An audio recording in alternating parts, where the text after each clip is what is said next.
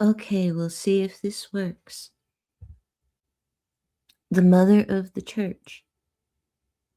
In Creek history, there have been women councils. Women carried the bloodline. We are a matriarchy. Everything goes through the mother. The clan goes through the mother. Everything goes through the mother. It doesn't matter who the father is. In fact, from what I've read, the husband moves to the wife's family and moves into the wife's house. Things belong to the woman. I've also read that when traders came, to do trade, that they had to have a Creek woman or they couldn't do business. So women had a lot of power and influence in the Creek tribe. And it seems like a lot of people don't know that. And woman leaders are vestiges of that, leftover remnants of that. And you don't find it very much anymore because I think people have forgotten. I heard somebody do a great big thing about deacons in their family. But there are woman leaders and they forget. Woman leaders are female deacons in Creek Church. They go through the same process. It's not something you vote on, it's something that you learn and you dedicate yourself to, and you get that position through demonstrated dedication to the church. When you go and it's, a formal thing. When you go and dedicate yourself, go forward. You put yourself in front of the church, you make a public proclamation, and they take you and put you in a specific seat. Men and women sit separate. And that is your seat. And you keep that seat until somebody dies. If you die, the people behind you move up. If someone ahead of you dies, then everybody moves up. But even if you are sick on a Sunday, they don't sit in your seat. That's your chair. That's what they call it, your chair. Unless you fall, like I fell out. I haven't been gone in years, so I've lost my seat. But that's okay. I'm not ready to be that dedicated because it's really, it's a thing. You really have to be sincere about it. I'll have to quit smoking weed. I've already started living single again. I knew it was coming. So I'm having to make peace. I have to be an example. That's what these women are. They are an example, a living example of how to be. And they fall. And that's part of it. Everybody falls. But you don't stay down. And I've watched so many of these elders fall and get back up again. And it's really hard sometimes. I've seen them fall really bad. But they came back. They claimed that promise and they came back and even stronger than they were. So woman leaders are chosen from like that pool of women who have decided to dedicate themselves to the service of the church. And that means you do the work, because it's a lot of work. They used to have camp houses, but they don't anymore. And you used to stay in the camp houses and camp out for days at a time with no water, no electricity. So I know how to camp. And it was a lot of work. Every time there was a funeral, and there were a lot of funerals because we do it for free. We bury for free. We have the service for free. We have the wake service for free. And it used to be church members, but it started getting more and more distant. It got to be children bringing their parents back who had been at church, not like active church members. Then it started to be children of people who used to go here.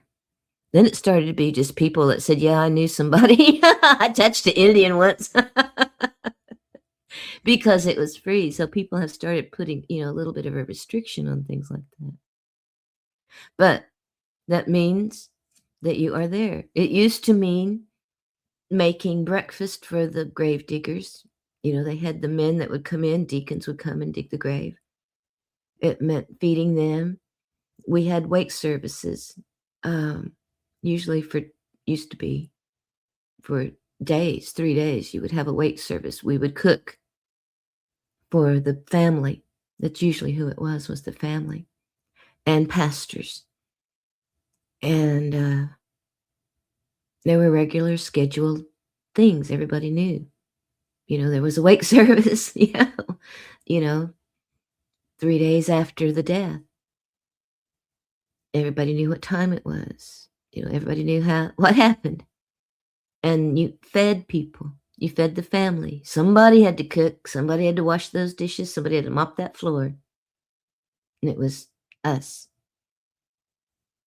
That is dedicated service to the church. You were there for the funerals. You were there for revivals.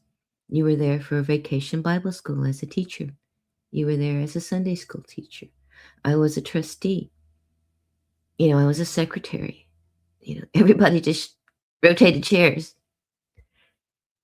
And that's what it meant to be dedicated to service to the church. You maintained the church because everybody has generational ties to the church.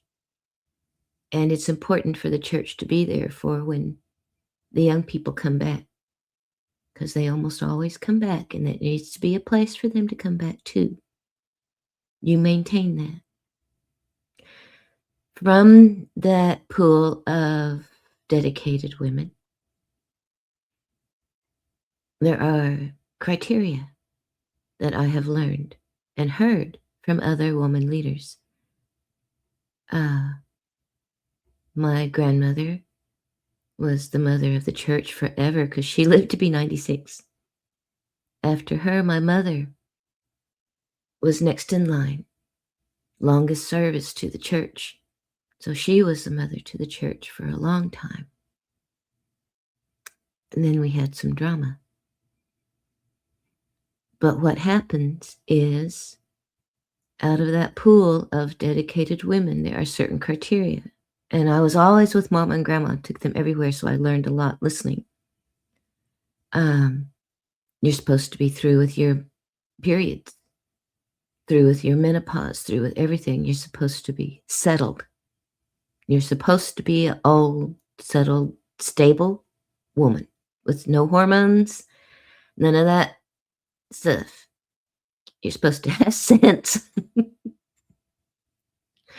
And you're supposed to live right because everybody knows everybody. Everybody knows your business. Everybody knows when you've been out to the bar. Everybody knows when you're sneaking around back roads with somebody else's spouse. Everybody knows everything. So everybody knows if you're living right. So they have to meet the same criteria as a deacon. Be of good character, one spouse, all of the things that a man has to do, the women have to do to be a woman's leader. They are ordained, just like the deacon is ordained. And they are moved from that back pool of women up to the front seat, the woman leaders. They are put at the end of the row of woman leaders, wherever that is. And that's their chair. That's their seat. Even if they're sick on a Sunday, they don't put somebody else in your chair, in your seat. That's yours until you die or until somebody else dies. So the woman leaders gradually move up. And that's how you get to be the mother of the church. You are the oldest living woman leader in continuous service to the church. You gradually move up into that seat, and you are respected as an elder because you know everything. You were there. You know what happened. You've learned it. You know what you're supposed to do. You know your responsibilities. There's a lot of responsibility. You know your duties. They teach you things. The mother of the church is responsible for making the communion bread. And that requires a lot of purification. You don't just go out to Walmart and buy a piece of Wonder Bread and knead it up. There's a lot of prayer. It's sincere. There's a lot to communion. It's a spiritual thing that is brought, I believe, from before Christianity. And I think that's what bothers people. But that's what I think that makes it precious, because it is a part of our heritage, it's a part of our history, it's a part of our culture, it's a part of what makes us Creek who we are. And I don't think it should be erased. And I think it should be recognized. And that's why I made this video.